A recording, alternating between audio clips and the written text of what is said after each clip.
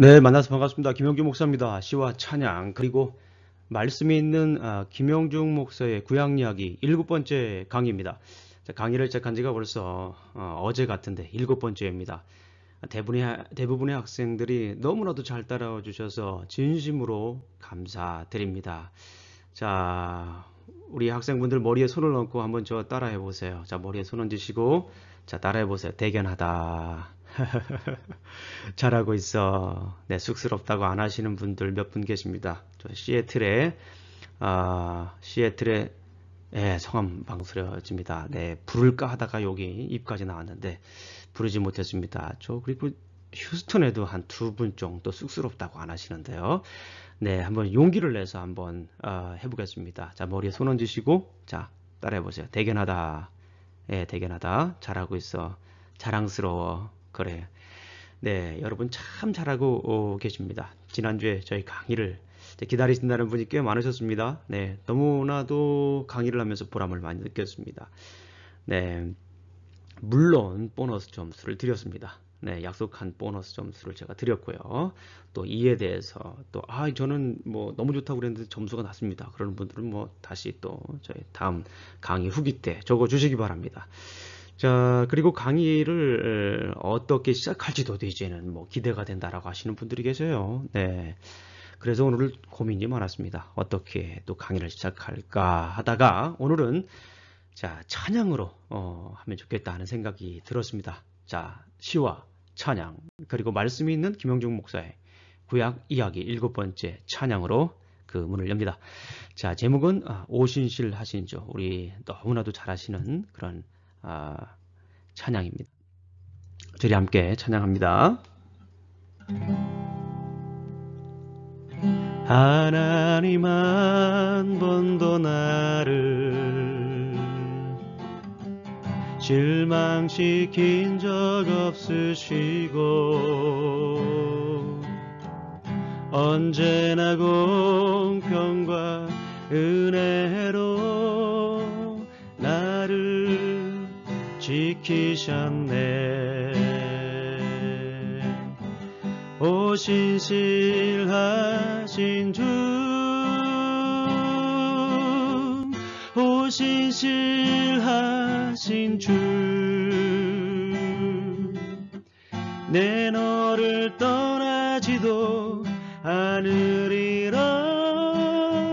내 너를 버리지도 않으리라. 약속하셨던 주님, 그 약속을 지키사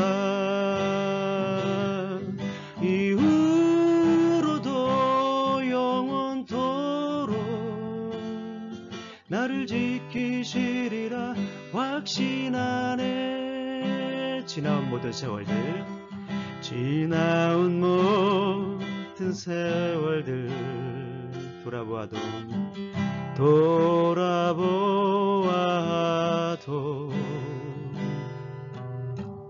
그 어느 것 하나 주의 손길 안 미친 것 전혀 없네. 오신실하신 주 우리 찬양합니다. 오신실하신 주,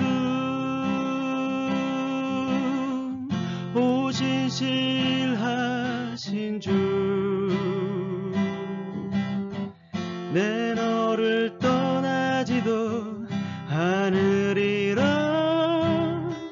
내 너를 버리지도 않으리라. 약속하셨던 주님, 그 약속을 지키사 이후로도 영원토록 나를 지키시리라 확신하네. 이후로도 영원토록, 이후로도 영원토록 나를 지키시리라 확신하네.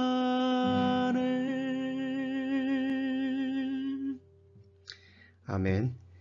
자, 약속하신 우리 주님께서 항상 우리와 함께 하십니다. 너무 하시지 않기 바랍니다. 네, 꼭 약속입니다. 네, 하나님이 늘 함께 하십니다. 지금은 우리가 뭐 힘들고 어렵고, 앞길이 꽉 막힌 것 같지만 좌절하고 두 다리 힘이 다 빠질 것 같은 생각도 그런 상황일지라도 우리 주님은 함께 하셔서 우리를 도우십니다. 그리고 지나면 그것이 우리 주님께서 함께 하셨다라고 하는 것을 우리가 분명히 알 때가 있습니다. 자, 오늘은 왕국시대, 왕국시대 첫 번째입니다. 왕국시대 첫 번째, 그리고 왕국시대는 두 번 이렇게 강의하겠습니다. 두 번째 강의는 다음 주에 이제 하도록 하겠습니다. 왕국 강의 첫 번째는 이제 사무엘, 그리고 첫 번째 왕인 사울, 두 번째 왕인 다윗 이렇게 하고요. 다음 주는 솔로몬부터 또 이렇게 이어지는 또 왕국에 대해서 나누도록 하겠습니다. 고민이 많았어요. 어떻게 나눌 것인가. 자, 그래서 오늘 이렇게 한번 나눴고요. 우리가 함께 또 이제 시작을 해보도록 하겠습니다. 왕국시대 한번 달려가 보도록 하겠습니다. 자, 왕국시대 달려갈 준비 되셨나요? 네. 준비되셨나요? 네. 그럴 때는 네, 됐습니다라고 네 하는 겁니다. 네, 준비되셨나요? 네, 좋습니다. 그럼 함께 왕국시대 한번 달려보도록 하겠습니다.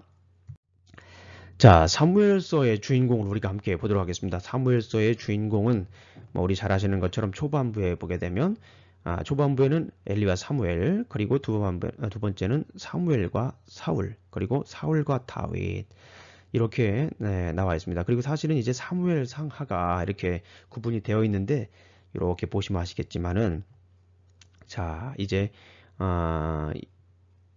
요 앞부분 1장부터 8장까지, 9장부터 15장까지는 이렇게 사무엘과 사울이고요. 나머지 뒤에 부분은 뭡니까? 다윗입니다. 정확히 말씀드리면 사무엘 하 16장부터 사무엘상 16장부터 사무엘상 16장부터 사무엘하 14장까지. 그러니까 사무엘상 중반부부터 사무엘하 마지막까지 다윗의 일생을 다룹니다. 그러니까 가장 중요한 사람은 다윗이고 가장 많이 할애하는 사람도 다윗입니다. 자, 그래서 그런 생각을 한번 해봤어요. 네, 왜 하필이면 이렇게 다윗이 많은 부분을 차지하는데 우리말로 말하면 주인공이잖아요. 주인공인데 그럼 이거를 사무엘서라고 하지 않고 다윗서라고 하지 않고 사무엘서라고 했을까? 예, 궁금하죠. 고민이 많았었습니다. 저는 왜 다윗서라고 하면 너무 좋을 텐데 이거를 사무엘서로 이렇게 얘기를 했을까? 아무래도 그런 생각이 듭니다. 그리고 다른 학자들도 그런 얘기를 해요. 이 사무엘 하면 어떤 사람입니까? 사무엘 하면요, 두 왕에게 기름을 부은 사람입니다. 예, 두 왕에게 기름을 부은 사람. 요즘 말로 말하면 킹메이커죠. 킹메이커뿐만 아니라 킹브레이커도 됩니다. 그 사울도 폐위를 시켰죠. 그래서 이제 사무엘은 두 왕에게 기름을 부었다. 킹메이커다. 라고 하는 것을 우리가 볼 수가 있고요. 또 이 사무엘 하면요, 사실은 마지막 사사, 선지자, 제사장 이런 역할을 합니다. 그래서 그 역할을 보게 되면 사무엘의 역할이 매우 컸다. 그래서 사무엘서라고 이렇게 하지 않았나 하는 생각을 합니다. 자, 그리고 사무엘상의 주인공을 한번 보겠습니다. 사무엘상의 주인공은 1장부터 8장까지는 사무엘, 9장부터 15장까지는 사울, 그리고 16장부터 31장, 사무엘상까지니까 31장까지는 다윗입니다. 그래서 사무엘은 선지자, 그 다음에 제사장, 사사 역할을 했다. 이거 굉장히 중요합니다. 예, 세 가지 역할을 동시에 했어요. 그리고 여기에서는 사무엘과 엘리의 가문이 대립되는 그런 모습들을 볼 수 있습니다. 특별히 2장에 그런 부분들이 아주 극렬하게 대립되고 있습니다. 그리고 사울은요, 사람에게 감동된 사람이다. 그렇죠? 외모도 준수하죠. 외모도 아마 저 정도는 되지 않았을까 하는 그런 생각. 네, 죄송합니다. 자, 그리고 그 다윗은 하나님의 감동된 사람이다. 이렇게 볼 수가 있어요. 그리고 사무엘은 사울과 이렇게 서로 이제 대립이 되고요. 그 다음에 다윗은 사울과 다윗. 참 사울은 다윗을 죽이려고 그렇게 많이 이렇게 쫓아다녔어요. 애처로울 정도로 많이 쫓아다녔습니다. 이렇게 보니까 먼저 사무엘 상이 머리에 쏙 들어오죠. 자, 그럼 하를 보겠습니다. 사무엘 하. 영어로 되어 있네. 죄송합니다. 네, Outline of The Second Samuel입니다. 자, 여기 보게 되면 사무엘 상을 보게 되면 네, 이렇게 점점 어떻게 됩니까? 점점 이렇게 다윗의 승리의 이렇게 승승장구죠. 다윗이 승승장구하다가 다윗이 몰락하는 부분이 있습니다. 그것이 11장입니다. 사무엘 하 11장. 사무엘 하 11장이면 여러분들 잘 아는 이야기죠. 다윗과 밧세바. 다윗과 밧세바 사건이 일어난 이후로부터 다윗은 이제 몰락하게 된다라고 하는 거예요. 그거를 보여주기 위해서 이런 도표를 그린 것입니다. 자, 다윗이 점점 승승장구합니다. 유다를 통치하다가 이제 5장에서 헤브론에서 이제 왕이 되죠. 그런 다음에 전 이스라엘의 통치를 하게 돼요. 그리고 11장 우리 안에 밧세바를 범하면서 이때부터 다윗은 몰락하게 된다. 처벌을 받고 또 이제 그 자손들이 뭐 그냥 자녀들이 서로 죽이고 또 압살롬은 반역하고 다윗은 도망가고 그럽니다. 그러다가 이제 맨 마지막에 다시 또 이제 하나님을 찬양하고 하나님께서 회복해 시켜주는 그런 모습을 볼 수가 있어요. 미리 말씀을 드리지만 이 11장이 매우 중요합니다. 어떻게 중요하다고요? 매우 중요합니다. 사무엘 하 11장 하면 여러분들 딱 떠올라야 돼요. 우리 안에 밧세바. 사실은요. 우리 안에 밧세바. 다윗과 밧세바라고 이제 성경 제목으로 되어 있는데 사실은 다윗과 우리아입니다. 우리아. 우리아는 어떤 사람이냐면 햇사람입니다. 해쪽 사람, 이방인 사람이에요. 그런데 이 우리아의 입을 통해서 하나님은 당신의 말씀을 전해줍니다. 그리고 실제로 사무엘 하 11장을 보면 우리아라고 하는 단어가 굉장히 많이 등장을 해요. 18번, 19번 막 이렇게 등장합니다. 근데 우리아의 뜻이 뭔지 아세요? 우리아, 하나님 빛이다. 야는 우리라고 하는 말은요, 오르. 빛이란 뜻이에요. 히브리어로. 그리고 야라고는 하나님이고요. 그러니까 the light is Yahweh. Yahweh is light. 이런 말도 돼요. 그러니까 하나님께서 그 다윗의 어두운 마음을 우리아를 통해서 쫙 비춰준. 죄송합니다. 너무 크겠네. 이게 이제 굉장히 강조하다 보니까 제가 이제 그 사무엘 하 11장을 히브리어로 읽으면서 굉장히 그 감명받은 부분이기 때문에 제가 이렇게 설명을 드립니다. 그래서 하나님께서 우리아라고 하는 사람의 이름을 통해서 당신의 그 말씀을 언약을 선포했다. 라고 했습니다. 그래서 사실은 그 부분도 제목이 다윗과 밧세바가 아니라 다윗과 우리아입니다. 어쨌거나 11장이 그렇게 중요하다는 거 앞서 미리 말씀을 드립니다. 자, 그 다음에 사무엘상의 그 흐름을 보게 되면 이제 사무엘과 누가 처음에 대립된다고 그랬습니까? 엘리 가문, 그리고 사울, 그리고 더 나아가서는 이제 사울과 다윗 가문이 이렇게 대립이 된다라고 하는 것을 표로 한번 그려보았습니다. 자, 그리고 사무엘 상하의 구조를 우리가 한번 보겠습니다. 사무엘 상하의 구조를 보게 되면 사무엘 상하는 결국에는 세 사람이에요. 누굽니까? 사무엘, 사울, 다윗. 그런데 누가 가장 많이 차지한다고 그랬습니까? 이 차트에서 보듯이 다윗입니다. 다윗은 사무엘, 아까 몇 장이라고 했어요? 사무엘상 16장부터 사무엘 하 24장까지 다윗의 일생을 다루고 있습니다. 자, 중요한 거 있죠? 주제. 제가 사무엘 상하를 가지고 한 편의 설교를 한다 그러면은 이렇게 할 수 있는 거예요. 그리고 주제는 뭡니까? 하나님은 당신을 위한 왕을 통해 당신의 언약을 신실하게 이행하신다라고 이렇게 할 수가 있습니다. 자, 그리고 앞에 보게 되면 법궤를 빼앗기고 또 법궤를 옮기고 그 다음에 왕을 달라고 하고 그 다음에 뭡니까? 그러면서 이제 또 다윗의 일생이 쭉 시작이 됩니다. 자, 그리고 이제 중요한 건 앞에는 언약궤, 그리고 왕. 자, 이제 이 사무엘 상하가 왜 중요하냐면, 자, 이스라엘 역사에 있어서 가장 중요한 획을 긋는 사건이 있습니다. 그것이 뭐냐면, 왕이 생기기 때문에 그래요. 왕이 생겼다라고 하는 건 뭐예요? 왕정이 생겼다는, 왕정 시대라는 거예요. 다이너스티라고 하는 거예요. 그러니까 이제 예전에는 부족 국가에서 왕정 국가, 킹덤으로 되는 그런 아주 중요한 전환점을 맞이하게 됩니다. 자, 그럼에도 불구하고 다윗을 통해서 하나님께서는 이 왕이라고 하는 그 대리자, 통치 대리자를 통해서 하나님께서 그 언약을 이행하시는 것, 신실하게 이행하시는 것을 보여주시는 성경이다. 라고 이렇게 볼 수가 있습니다. 자, 물 한 잔 먹겠습니다.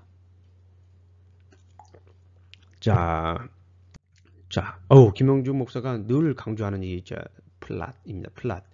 자, 전체를 아우르는 이야기. 자, 어떤 분들은 뭐 김영중 목사가 기록한 이 플랫을 그대로 이제 카피해가지고 요약문을 하시는 분들이 있는데, 여러분들의 심정은 이해합니다. 그러나 여러분들이 이걸 그대로 카피하면은 저는 어쩔 수가 없습니다. 저는 그냥 감점을 할 수밖에 없어요. 그렇잖아요. 예. 카피하지 마시고 이걸 그대로 하지 마시고 조금 이렇게 바꿔서 하세요. 바꿔서. 예? 그렇죠? 어떻게 하라고요? 바꿔서. 자기의 말대로, 자기 생각대로 이렇게 해주시면 아주 감사드리겠습니다. 자, 제가 지금 갑자기 생각이 나는데 알버트 아인슈타인인가요? 예, 정확한 이름을 제가 기억이 안 나는데 이런 유명한 얘기를 했어요. 갑자기 생각이 나니까 갑자기 얘기를 하려고 그러니까 정확한 그 문장은 기억하지만 대략 이렇습니다. 내가 할머니에게 설명하지 못하면 알지 못하는 거다. 그런 얘기를 했어요. 아주 명언 같아요. 할머니에게 설명하지 못하면 내가 알지 못하는 거다. 예, 알버트 아인슈타인 같아요. 한번 찾아보겠습니다. 네, 그러니까 우리가 자기 스스로, 본인 스스로 이야기하지 못하면은 자기의 말로 이야기하지 못하면 모르는 거예요. 예, 알겠죠?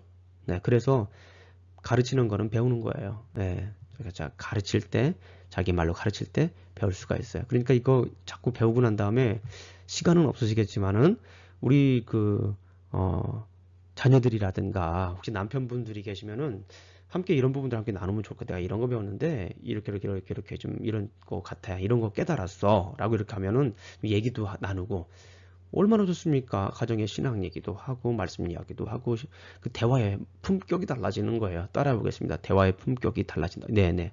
안 따라 하시는 분들 계시는 것 같은데. 네. 자, 한번 보겠습니다. 네, 사무엘서는 이스라엘이 지파 동맹에서 왕정예로의 전환. 그렇죠? 1장부터 7장까지 사람을 위한 첫 번째 왕 사울의 등극과 거절.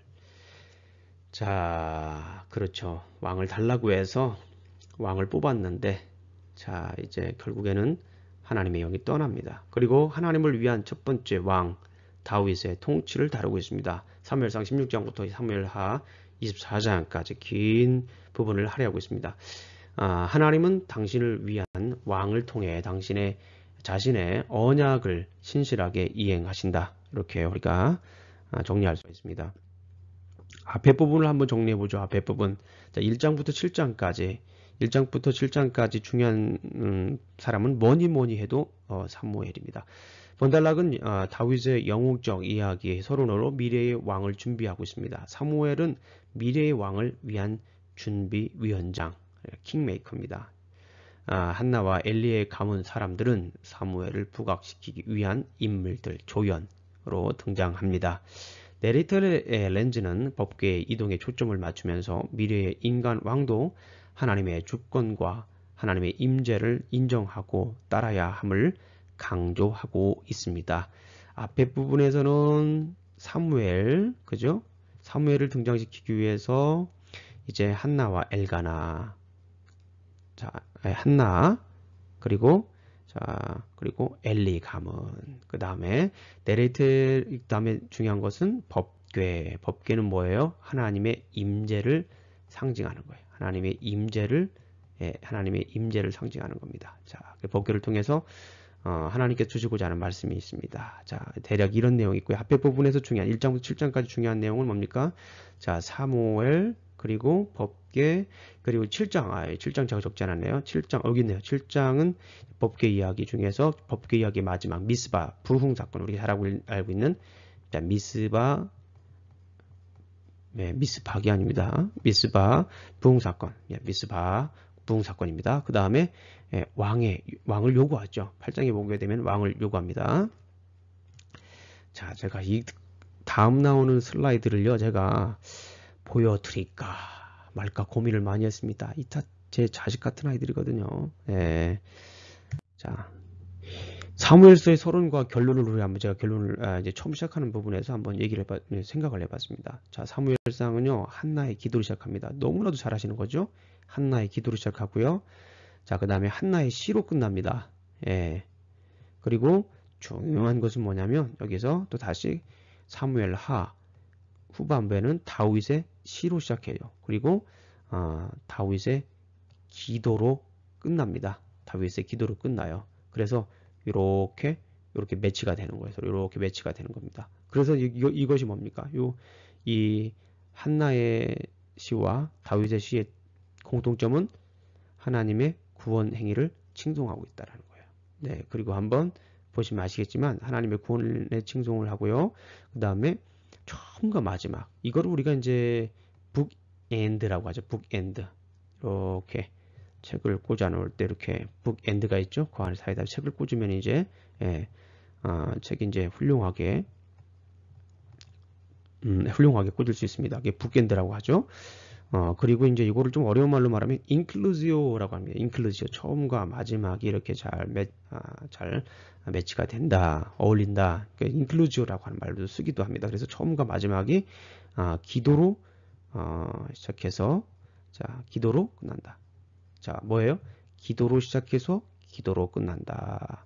자, 그러면 한번 이 부분 한번 볼게요. 이 부분.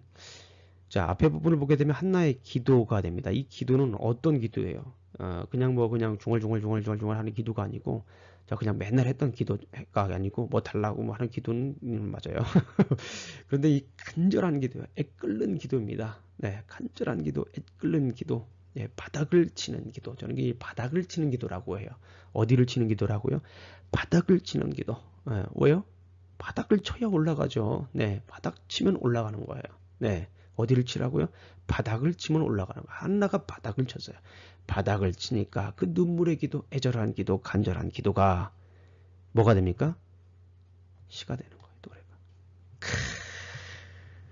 사무엘서는 이런 걸 얘기를 하고 있는 거예요. 지금 이런 거를. 한나의 눈물의 기도는 뭐가 된다? 노래가 된다. 우리의 눈물의 기도는 노래가 된다. 시가 된다. 그렇죠? 다윗도 마찬가지예요. 그걸 보여주고 있는 거예요. 그래서 이 사무엘서는요, 그 기도로 시작해서 기도로 끝나는 거예요. 근데 그 기도에 뭐가 있어요? 능력이 있어요. 그래서 그 애끓는 기도, 부르짖는 기도, 하나님의 음성을 듣는 기도, 간절한 기도는 시가 된다. 자, 눈물의 기도는 시가 된다. 눈물의 기도는 노래가 된다. 눈물의 기도는 찬양이 된다. 우리 힘들고 어려운 일이 있더라도 우리 아까 찬양하신 것처럼 늘 하나님께서 함께 해주세요. 그 어느 것 하나 주의 손길이 안 미친 게 없어요. 그죠? 예, 지난 모든 세월을 한번 돌아보세요. 하나님의 손길이 미치지 않은 곳이 어디가 있겠습니까? 다만 우리는 눈물로 기도를 안 했을 뿐이죠. 죄송합니다. 눈물로 기도하신 분들 계시군요. 죄송합니다. 네. 누구든지 왕을 포함해서 하나님께 뭐 하라? 기도하라. 결국에는 그 내용이에요. 누구든지 왕을 통해, 왕을 포함한 모든 사람들이 하나님께 뭐 하라? 구하라, 기도하라. 그러는 거예요. 자, 1장부터 3장까지 좀 자세히 한번 봅니다. 네, 본달락은 왕을 준비하는 불임 여인 한나의 울음으로 시작합니다. 이 울음은 사사기의 울음, 그죠? 사사기의 울음, 뭐였어요? 복임, 울다는 뜻이잖아요. 2장과, 예? 그죠? 21장에 나와 있는 복임과 대조적인 그런 부분들을 얘기를 합니다. 자, 이스라엘의 구원을 열망하는 눈물의 기도입니다. 그렇죠? 예. 그래서 이 울음은 눈물의 기도, 아까 말씀드렸던 눈물의 기도. 예. 눈물이 떨어지면 싹이 돼요. 눈물이 떨어지는 곳에 싹이 납니다. 예. 기도는 응답되고 눈물로 하나님의 주권을 속축한다. 참 저도 이 목회를 하면서 제가 만든 말이 있어요. 기달룬스? 예, 기달룬스? 예, 이게 중국말 같죠? 기달룬스? 예, 기도하면 달고, 눈을 뜨면 쓰다. 그래서 기달룬스? 저 이렇게 만드는 거예요. 예, 내레이터는 여인의 기도에서 의도적으로 하나님의 주권을 강조합니다. 그래서 여기 보게 되면은 하나님 1장을 보게 되면 하나님이 굉장히 많이 반복이 돼요. 네. 제가 성경을 가지고 있는데요. 자, 1장을 보게 되면 하나님이라고 하는 말이 굉장히 많이 등장해요. 3장, 여호와께서, 그죠? 계속 나옵니다. 5장, 여호와께서. 근데 중요한 건 뭐냐면, 한나가 임신 못한 이유가 뭡니까? 제가 물어보죠. 한나가 임신 못한 이유가 뭡니까? 예, 육체적인 결함 때문에, 남편의 그 문제 때문에, 서로 사랑이 없어서? 아닙니다. 네, 성경 보게 되면 1장 5절을 보게 되면 한나에게는 갑절을 주니 이는 그를 사랑함이라. 그러나 여호와께서 그에게 임신하지 못하게 하시니. 네, 한 번만 얘기한 것도 아니에요. 6절에 또 얘기해요. 여호와께서 그에게 임신하지 못하게 하심으로 하나님이 임신 못하게 한 거예요. 1장을 보게 되면 계속해서 그 하나님께서 7절에 하나님 여호와의 집에, 9절에 여호와의 전문설조에, 10절에 여호와께서, 11절에 여호와여, 11절에 또 한 번 여호와여, 12절에 여호와 앞에, 15절에 여호와, 계속해서 하나님이 강조이 돼. 하나님의 주권이 강조되는 거예요. 한나는 눈물을 흘리고 있지만, 그 한나는 막 정말 이 눈물을 흘리고 있지만 아주 뭐 깜깜하죠. 그러니까 눈물 흘릴 수밖에 없는데, 그 눈물 흘리는 가운데서 하나님께서는 여전히 역사하고 계시다, 일하고 계시다라고 하는 걸 의도적으로 보여주고 있다라고 하는 거예요. 예, 1장에서. 예, 1장에서. 자, 그리고 2장을 가게 되면 좀 전에 우리가 얘기한 것처럼 그 눈물은 찬송이 되고, 그 2장에서도 역시 하나님의 그 놀라운 그 사건을, 하나님의 그 놀라운 주권을, 구원하심을 찬송합니다. 1장에 보게 되면 또 하나 중요한 것이 있습니다. 왜냐하면 1장을 보게 되면 이게 이제 룻기도 족보로 끝나잖아요. 룻기도 족보로 끝납니다. 제가 이 부분을 조금 더 강조했어야 되는데 조금 아쉬운 부분이 있어요. 룻기도 이 족보가 나오는데 마지막에 이 족보의 가 누구의 족보입니까? 그 예수님의 족보 아니에요. 다윗이 나온다고 그랬잖아요. 근데 그 족보가 나오지만 사무엘 상도 이 족보로 시작을 하는 거예요. 사실은 에브라임 산지 라마다임 소빔에 에브라임 사람 엘가나라 하는 사람이 있었으니 그는 여로암의 아들이요 엘리후의 손자요 도후의 증손이요 숲의 현손이라. 이게 뭐예요 다 이게. 예? 사무엘의 족보를 보니까 사무엘이 제사장 레위지파 사람이네요. 그죠? 네, 레위지파. 그 중에서 고앗 자손. 레위에서 세 그 아들이 있어요. 게르손, 고앗, 무발이. 굉장히 중요합니다. 보기 외워야 돼요. 고앗 자손은 성수에서 거룩한 기구를 취급하는 임무를 맡았습니다. 그 임무도 군대일만큼이나 아주 중요한 업무였습니다. 그런데 여기서 이 고앗 자손으로부터 누가 나오는 거예요? 사무엘이 나오는 거예요. 레위지파. 레위지파는 뭐예요? 말씀을 가르치고 예배를 드리는, 제사를 드리는 지파 아니에요? 그러니까 지금 여기 1장을 보게 되면 레위지파의 위기를 단적으로 말하고 있는 거예요. 예, 암묵적으로 말하고 있는 겁니다. 죄송합니다. 암묵적으로 말하고 있는 거예요. 아는 사람, 이스라엘 백성들에게는 뭐 확 드러나는 거지만, 단적으로 얘기하는 거지만 우리에게는 암묵적으로 얘기하는 거죠. 예, 여기에서 레위 지파의 그 손이 끊길 그런 위기, 그렇죠? 시대적 상황을 그대로 반영한다라고 볼 수가 있습니다. 그래서 제가 일부러 이 족보를 제가 한번 가지고 와봤습니다. 제가 그린 거 아닙니다. 제가 근데 인터넷에서 뽑은 겁니다. 자, 사무엘상 1장 7절, 1장부터 7장까지. 자, 두 번째 중요한 것은 여기서 보니까 네리트는 사무엘과 엘리의 가문을 비교합니다. 자, 2장을 보게 되면 참 재밌어요. 2장을 보게 되면 이걸 어떻게 설명을 해야 될까? 자꾸 성경을 읽는데 한 번은 사무엘, 한 번은 엘리 가문, 한 번은 사무엘, 한 번은 엘리 가문, 이렇게 계속 반복이 돼요. 비교가. 그래서 이거는 뭐냐면 비교가 되는 겁니다. 비교. 자, 서로 엘리 가문과 사무엘 가문이 비교되고 있어요. 한 번은 엘리 가문, 한 번은 사무엘.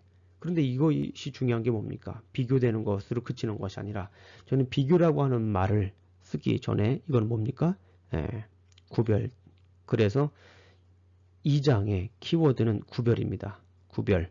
1장은 기도고 2장은 구별입니다.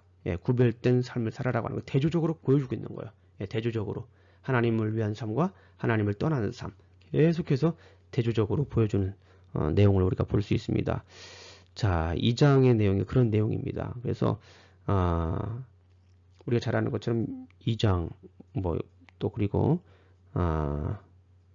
3장을 보게 되면 또 이제 3장 1절을 보게 되면 이제 사무엘이 또 여호와를 섬김에 때에는 여호와의 말씀이 희귀하여 이상이 흔히 보이지 않더라. 뭐 이렇게 나왔습니다. 네.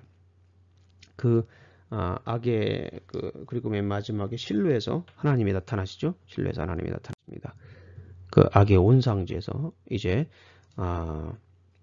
하나님께서 만나시는 겁니다. 사무엘을 3장에서 부릅니다. 이상이 희미할 때 하나님께서 사무엘을 부르셔서 자신의 그 뜻을 선포합니다. 중요한 것이 뭐냐면 아까 실로 얘기 나왔지만은 그때야 비로소 하나님께서 이 3장 20절을 보게 되면 21절을 보게 되면 여호와께서 실로에서 다시 나타나시되 여호와께서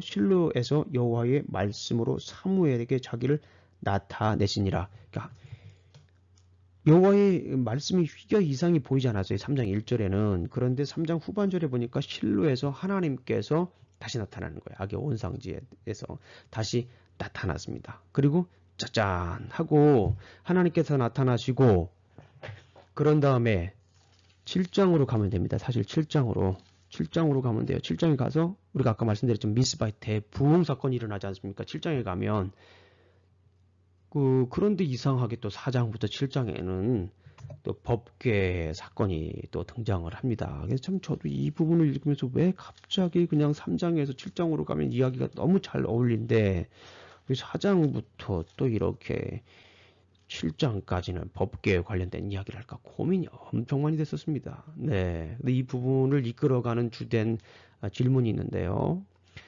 첫 번째는 4장 3절에 여호와께서 어찌하여 4장 3절 한번 볼까요? 이거 좀 이러다가 또 길어지겠네. 4장 3절 보겠습니다. 4장 3절 보게 되면 백성이 진영으로 돌아오매 이스라엘 장로들이 이르되 여호와께서 어찌하여 우리에게 오늘 블레셋 사람들 앞에 패하게 하셨는고 여호와의 언약궤를 실로에서 우리에게로 가져다가 우리 중에 있게 하여 그것으로 우리를 우리 원수들의 손에서 구원하게 하자 하니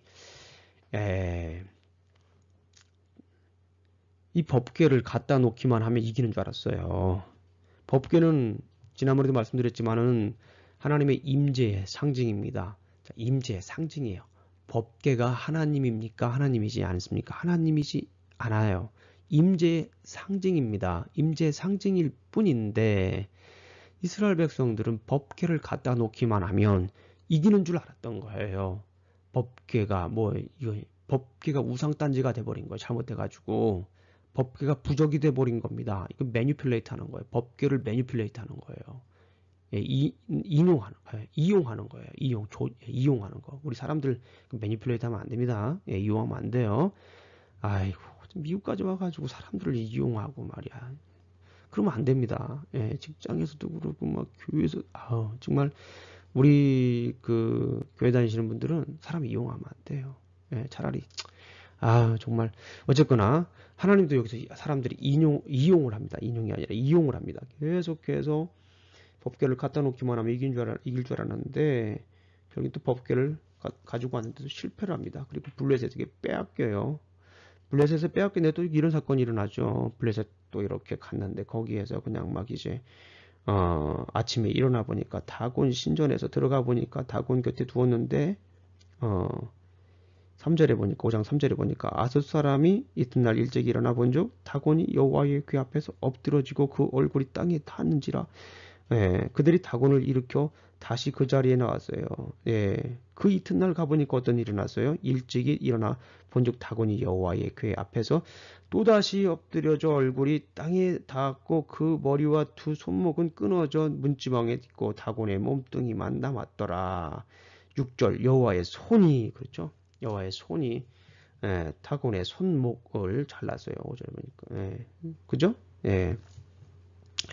여기처럼 이제 법궤 이야기는 이제 하나님의 임재에 관한 하나님을 우상시하지 말라. 하나님을 부적처럼 여기지 말라.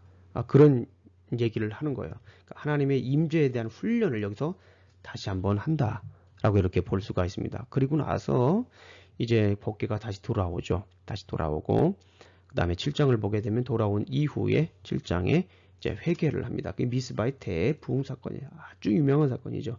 미스바의 대부흥 사건. 7장 3절을 보게 되면 사무엘이 이스라엘 온 족속에게 말하여 이르되 만일 너희가 전심으로 여호와께 돌아오려거든 이방신들과 아스타롯을 너희 중에서 제거하고 너희 마음을 여호와께로 향하여 그만을 섬기라. 그만 섬기라는 게 아니라 no more serving이 아니라 그래서 그만 섬기라. 예.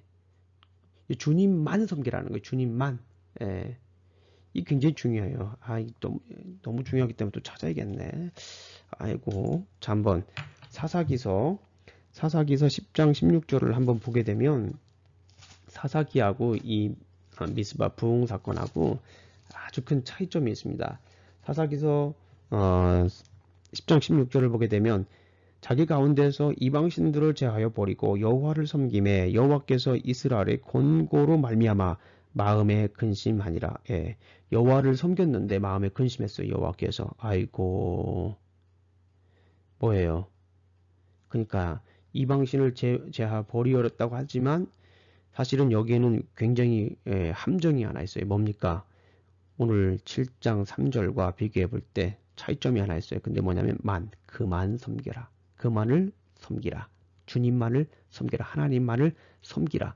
뭐예요? 지금 사무엘이 혼합종교 양다리에 대해서 지적을 하고 있는 거예요. 여호와도 섬기고 하나님도 섬겼던 이스라엘 백성들에게 하나님만 섬겨라 라고 이제 7장 3절에서 선포를 합니다. 그랬을 때 잘 아시는 것처럼 부흥 사건이 일어납니다. 9절을 보니까 자 사무엘이 전 먹는 어린 양 하나를 가져다가 온전히 번제를 여호와께 드리고 이스라엘을 위하여 여호와께 부르짖음에 여호와께서 응답하셨더라. 그렇죠? 그래서 10절을 보니까 아주 희한한 전쟁이죠. 하나님께서 우레를 발하여서 이들을 완전히 어지럽혀서 승리하는 사건입니다. 그래서 그 유명한 사건을 기념하기 위해서 에벤 에셀이다. 그죠? 에벤은 돌입니다. 히브리어로. 에벤은 돌, 에셀은 아자르라고 하는 동사로부터 나온 거죠. 그래서 돕는 것을 이렇게 기념하기 위한 돌이다라고 이렇게 볼 수가 있습니다. 아주 유명한 사건입니다.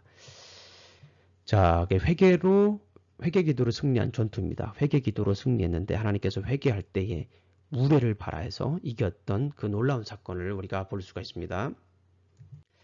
자, 요 사건을 차트를 한번 그려봤어요. 좀 전에 얘기한 거를 간단하게 한번 보겠습니다. 자, 이렇게.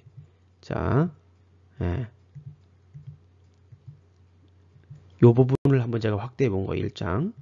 자, 1장부터 3절까지는 사무엘의 이야기, 4장부터 6장까지는 언약궤 이야기입니다. 언약궤 이야기.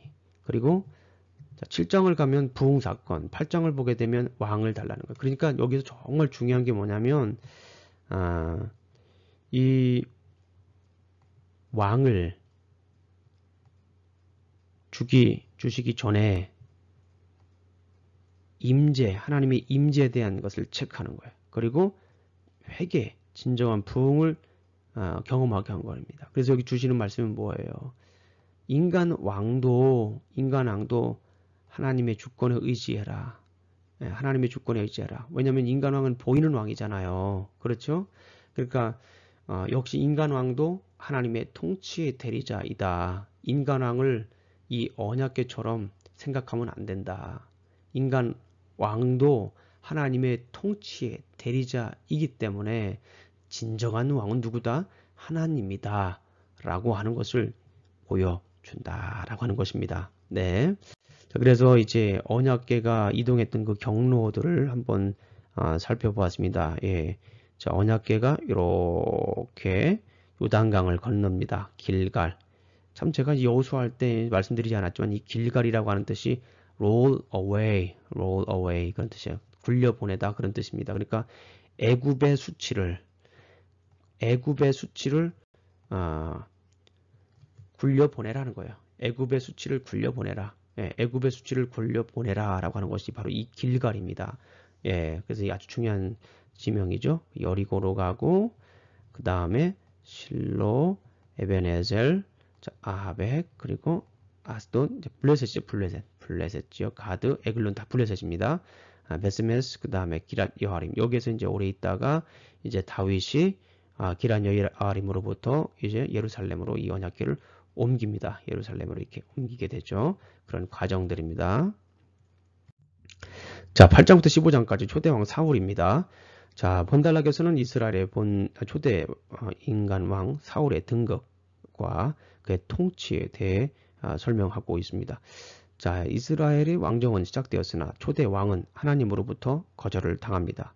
내레이터는 그 이후의 집중에 대해서 집중 보도합니다. 그래서 8장부터 12장까지는 왕을 요구한 동기와 또 동기가 잘못됐다라고 하는 것, 그리고 13장부터 15장까지는 초대왕 인간왕 사울의 불순종에 대해서 얘기를 하고 있습니다. 결국 내레이터는 인간 이스라엘 왕정의 초라함과 또 불안한 출발에 대해서 이렇게 초점을 맞추고 있다라고 하는 것을 볼 수가 있습니다. 자, 8장 12절 자세히 한번 볼까요? 초대 인간 왕 사울의 등극을 보겠습니다. 백성들은 왕을 요구합니다. 왜 요구합니까? 지도력의 위기 때문입니다. 사울은 늙었고 그의 아들들은 엘리의 아들처럼 불량자였습니다. 그러나 하나님은 이들의 행위를 반역으로 강조했다라는 거. 8장 7절 말씀, 이게 중요하죠.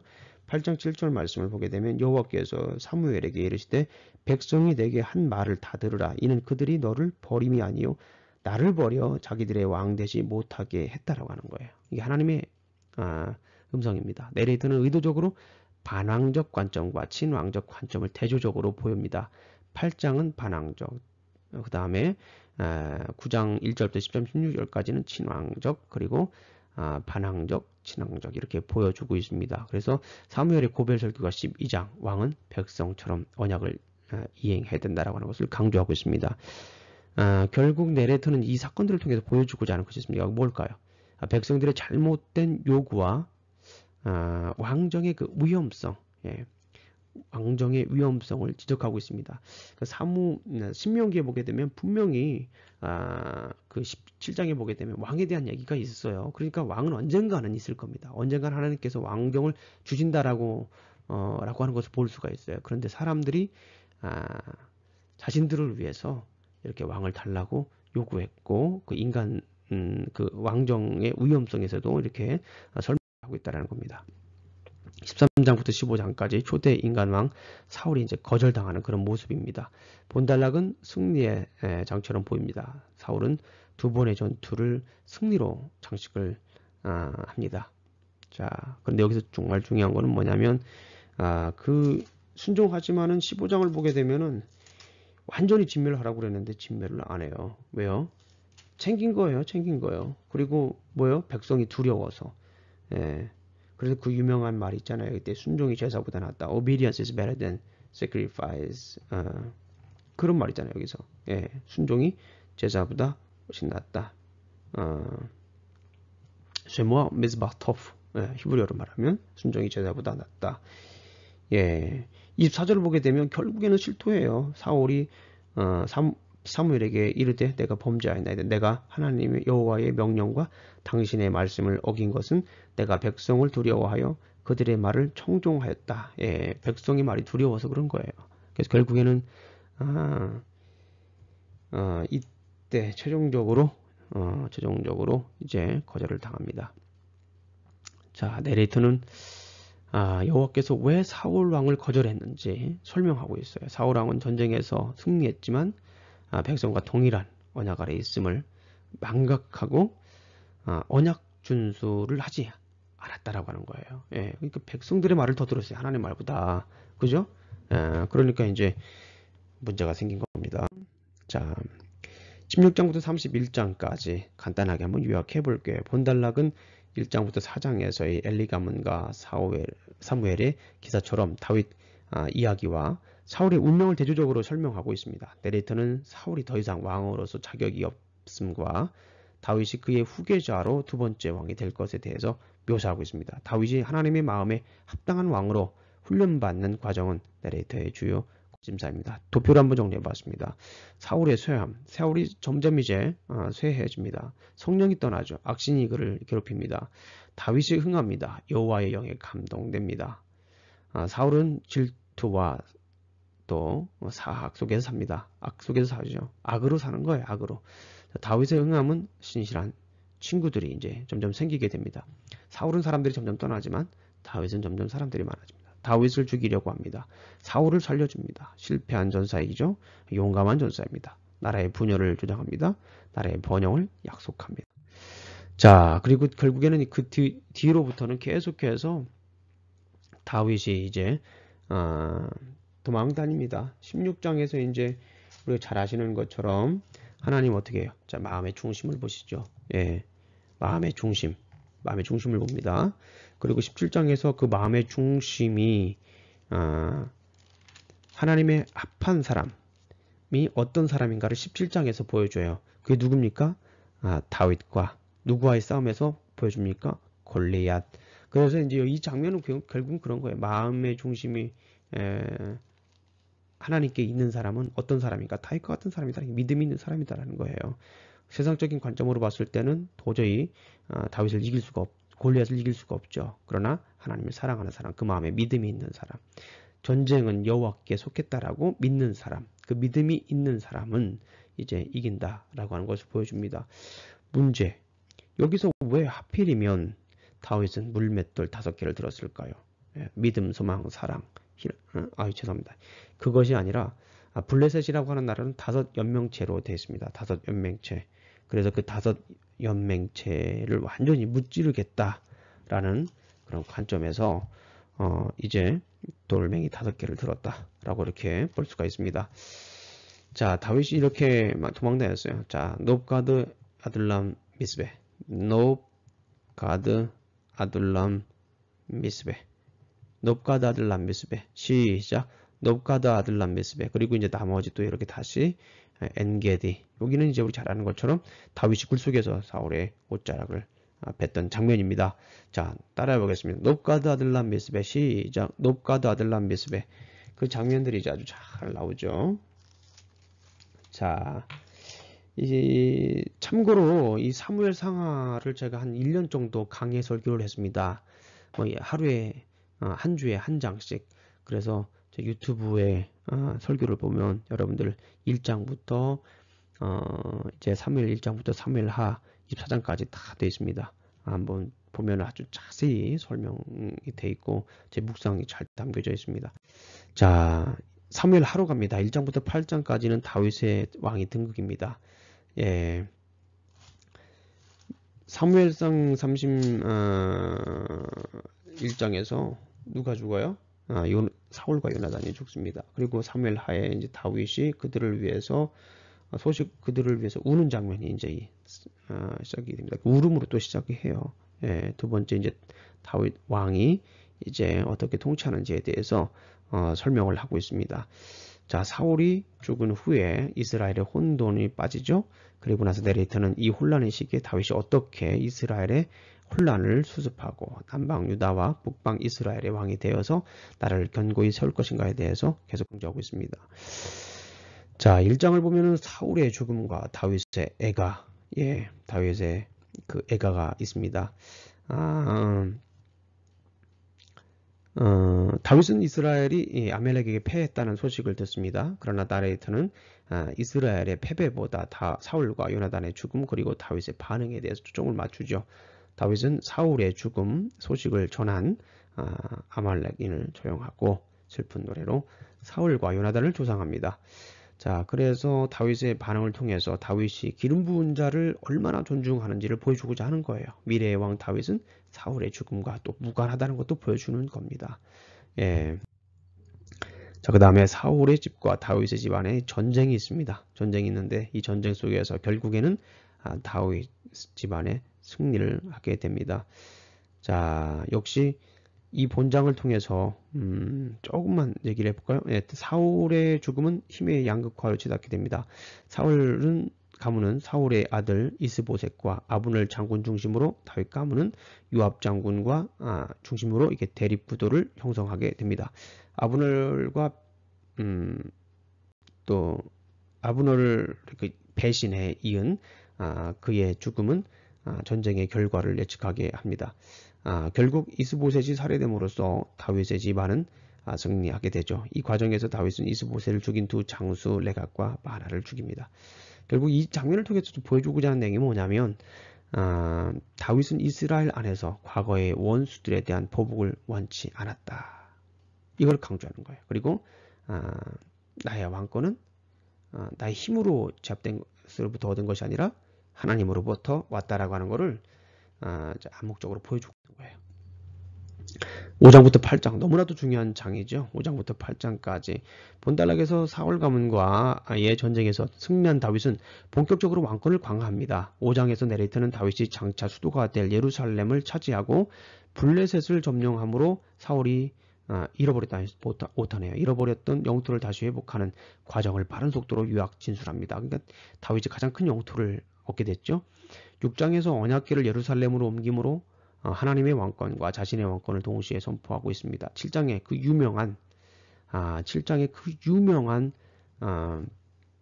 다윗 언약입니다. 이게 굉장히 중요한 거예요. 오늘 본문 중에서 가장 중요한 본문은요, 사무엘하 7장입니다. 자, 이게 퀴즈예요.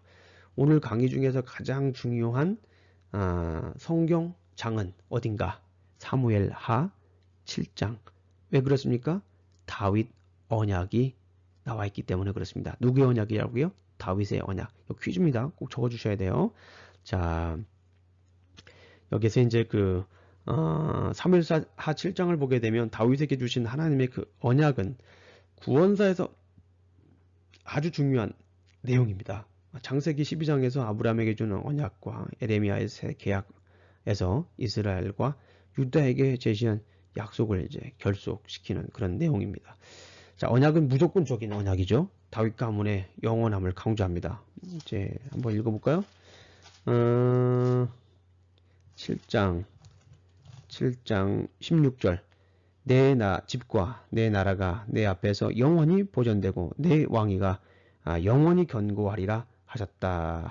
네, 그렇죠? 네, 이게 영원성을 온 천하에 선포합니다. 그리고 8장에서 하나님의 도우심으로 통한 다윗의 왕권이 견고하다. 그러니까 여기는 이제 8장은 뭐예요? 캐달로그예요. 캐달로그. 캐달로그 of David's military action activity. 뭐 그렇게 될 수 있어요. 그러니까 쭉 그 승리한 거, 주요 업적들을 정리해 놓은 게 이제 8장입니다. 8장. 자, 그래서 이제 제가 이제 왜 하필이면 헤브론에서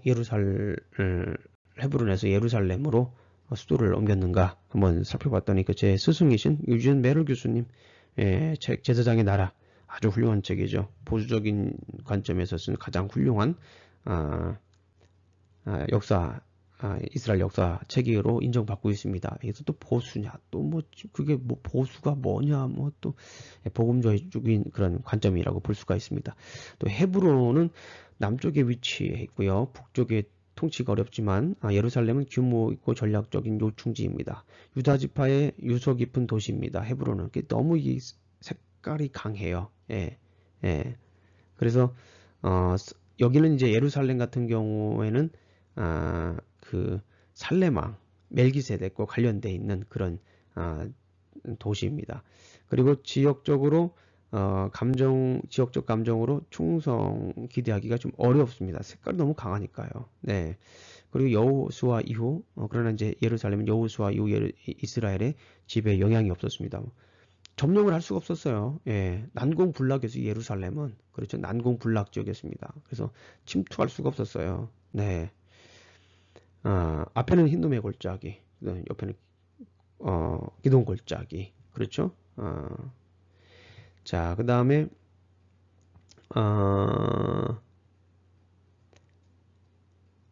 헤브론은 레위인의 도시였고요. 종교적인 색채가 강했습니다. 그래서 이 중립성을 유지하는 데 매우 어려웠다. 이렇게 설명을 하고 계십니다.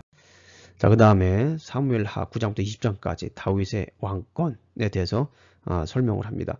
본달락은 왕으로서의 다윗을 묘사하고 있습니다. 다윗은 하나님으로부터 영원한 번영을 약속받았지만 독자들은 점점 쇠퇴의 조짐을 감지하게 됩니다. 다윗은 치명적인 죄를 범하고요. 그 죄의 결과 다윗의 가문은 몰락하게 됩니다. 아까 제가 설명을 드렸죠. 11장 우리 아내 밧세바를 범하는 장면입니다. 네레이터는 다윗의 왕국이 어떻게 몰락하는지 그리고 다윗이 이를 극복하는지 집중 보도합니다. 다윗은 완벽하지 않았습니다. 그러나 하나님의 신실하심과 약속은 흔들리지 않습니다. 자, 사무엘 하 9장부터 10장까지 다윗의 왕권이 점점 이제 쇠퇴하게 됩니다. 9장에서 다윗은 무비보셋을 친절히 대합니다. 친절을 베푸는 다윗의 방식은 자신의 위협이 될 수도 있는 사울을 가문의 생존자인 무비보셋을 감시하는 기능을 합니다.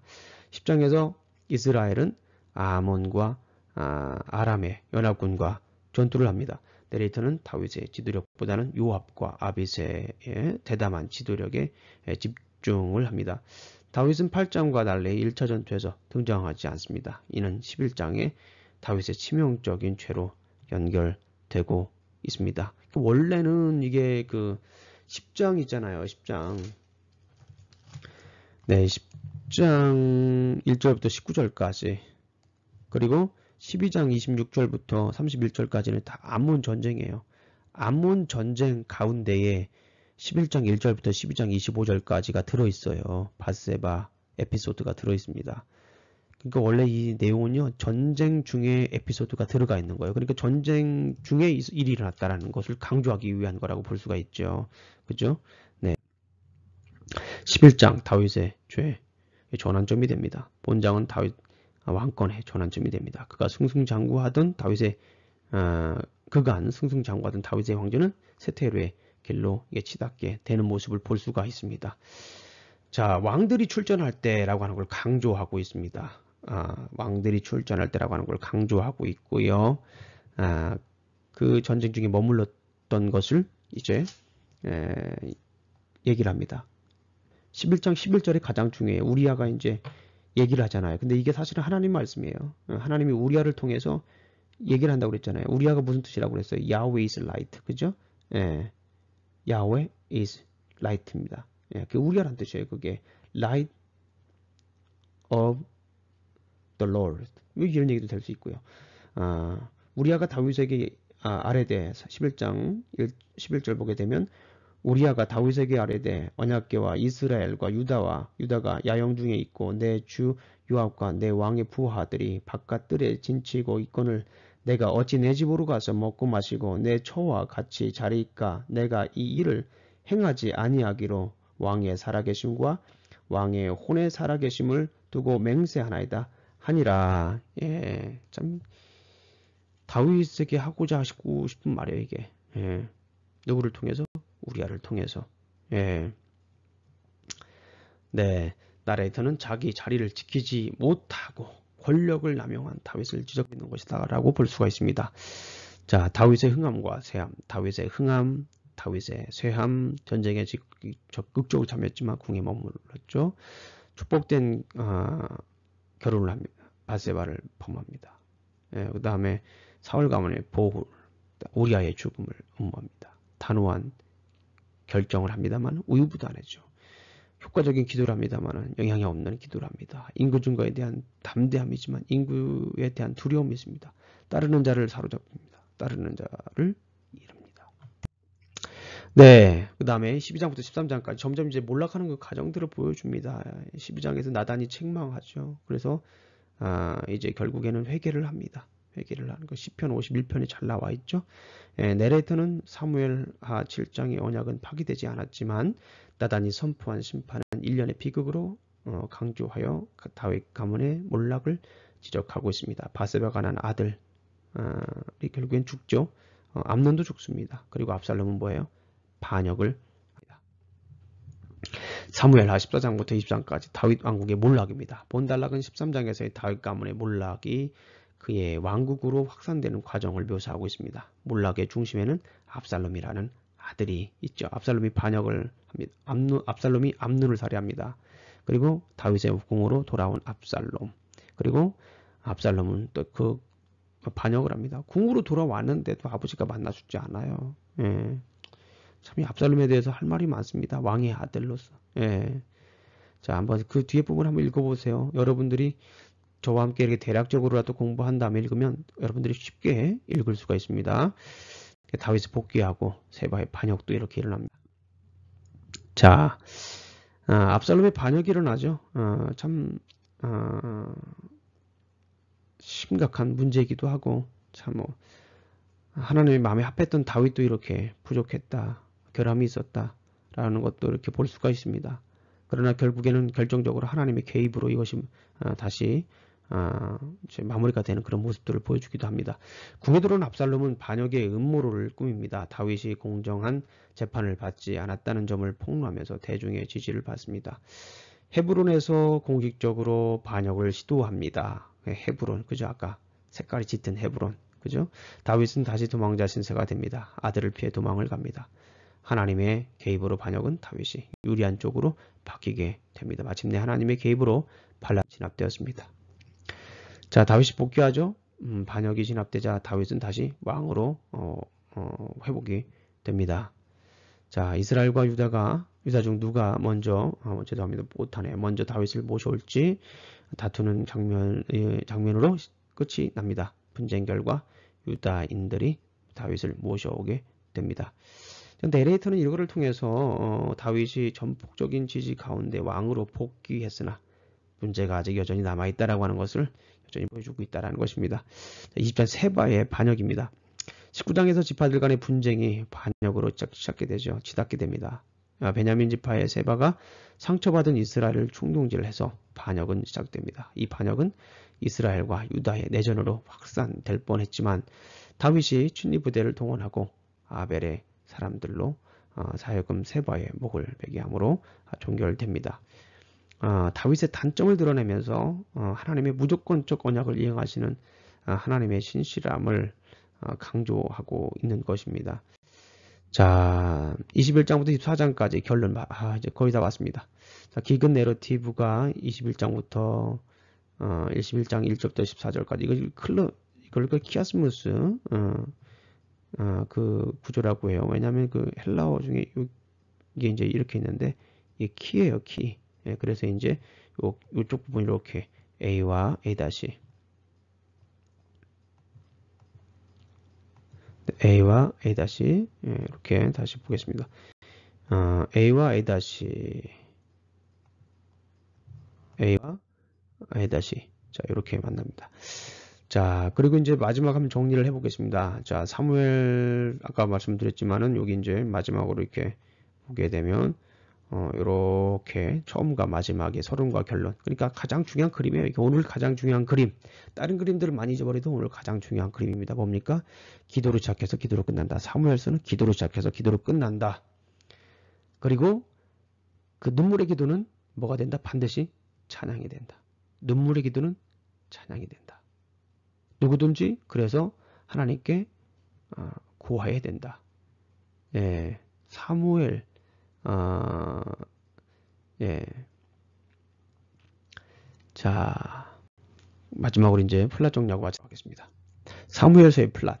사무엘서는 이스라엘이 지파 동맹에서 왕정회로의 전환, 그리고 사람을 위한 첫 번째 왕 사울의 등극과 거절, 그리고 하나님을 위한 첫 번째 왕 다윗의 통치를 다루고 있다. 하나님은 당신을 위한 왕을 통해 자신의 언약을 신실하게 이행하신다. 네. 성경 읽기 사무엘 상하자. 사실은 사무엘 상하를 다 읽으셔야 됩니다. 그래 제가 지금 이거 설명한 거 이해되죠? 이거 설명한 거 성경을 읽지 않으면 절대 이해할 수가 없습니다. 그러니까 성경 사무엘 상하를 다 읽으시면 제가 보너스를 드리겠습니다. 그러나 좀 양이 많기 때문에 일단 기본적으로 사무엘 상만 이제 숙제물로 하고 하를 읽으면 제가 보너스 좀 드리겠습니다. 교재 읽기 김근주 교수님 책은 15장부터 17장까지 그리고 강의 후기 제출하시기 바랍니다. 읽을 거리 들을 거리는요 부담 갖지 마세요. 이건 그 보너스 점수를 받기 위한 분들을 위한 것입니다. 예, 그래서 이거를 많이 하신 분들은 보너스 점수를 계속 받고 있습니다. 네. 자, 긴 강의 또 이렇게 집중해 주셔서 너무나도 감사하고요. 또 다음 주 이번 주는 퀴즈가 하나네요. 예, 다음 주는 왕국 시대 두 번째로 이렇게 만나 뵙도록 하겠습니다. 한 주 동안도 주님 안에서 승리하시고요. 신실하신 주님을 따라가는 또 신실한 주님을 삶 속에서 꾸준히 지속적으로 만나시는 그런 날 되시기를, 그런 주간 되시기를 간절히 소망합니다. 안녕히 계세요. 네, 다음 주에 뵙겠습니다.